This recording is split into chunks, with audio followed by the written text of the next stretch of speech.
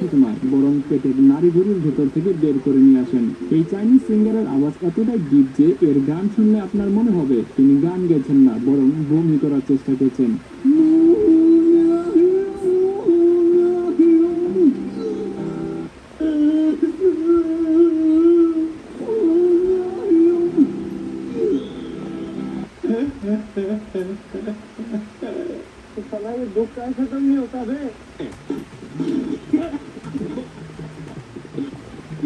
বন্ধুরা, আপনি এমন অনেক গান হয়তো শুনেছেন যেটা শুনলেই মনের ভেতর একটা জোশ চলে আসে, কিন্তু আপনি কি কখনো কোনো সিঙ্গারকে 440 ভোল্টের ঝাটকা উঠতে দেখেছেন?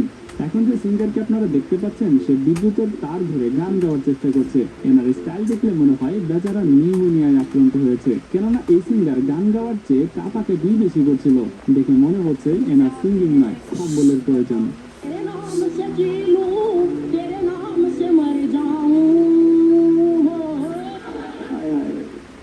इतना सुकून।